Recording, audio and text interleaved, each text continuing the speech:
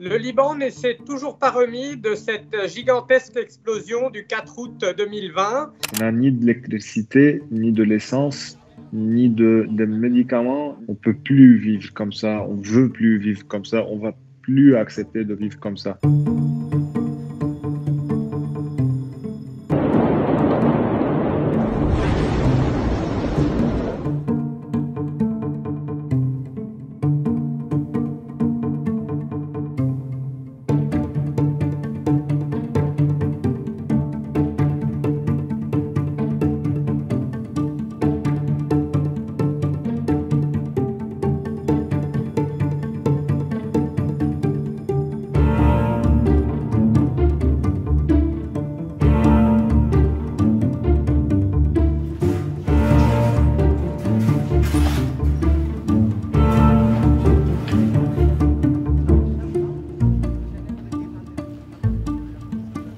Après 12 mois presque sur le chantier, on est très proche pour terminer ce qu'on a commencé et on a pu transformer les régions les plus touchées et les plus vulnérables en des régions exemplaires à Beyrouth. Il y a eu 18 nationalités qui ont participé à ce chantier de reconstruction. Chaque jour, on a une centaine de personnes qui sont sur le chantier. Actuellement, on est à 90% dans les travaux des appartements. 10% des appartements qui ne sont pas habités jusqu'à maintenant parce qu'il y a des gens qui n'ont pas trouvé le courage de revenir habiter là où ils étaient après ce choc. Même les bâtiments, les biens de l'État sont tous complètement détruits et non reconstruits jusqu'à ce jour-là. Donc on est dans une situation d'un État quasiment absent et c'est pour ça qu'on a décidé d'intervenir.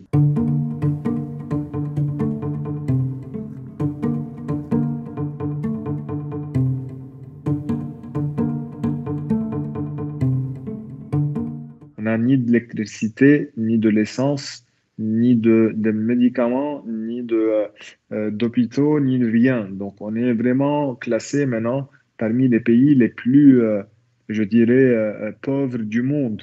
On peut plus vivre comme ça, on veut plus vivre comme ça, on va plus accepter de vivre comme ça. Et ces victimes, ils sont pas seuls. On est tous victimes maintenant.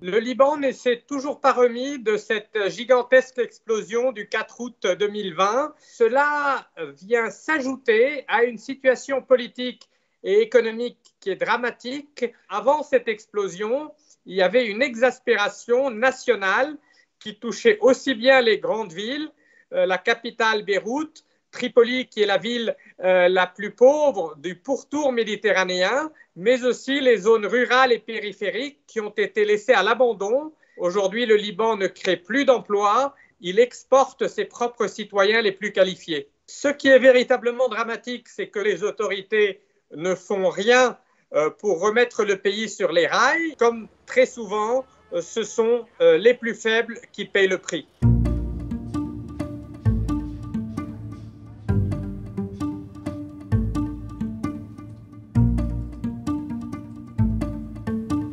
C'est un immense chantier qui est en train de s'ouvrir. Heureusement, il y a beaucoup de forces vives dans la société libanaise qui s'attellent à prendre à bras-le-corps ces sujets, mais ces forces vives se heurtent à la volonté de cette oligarchie qui contrôle le pays à s'accrocher au pouvoir coûte que coûte.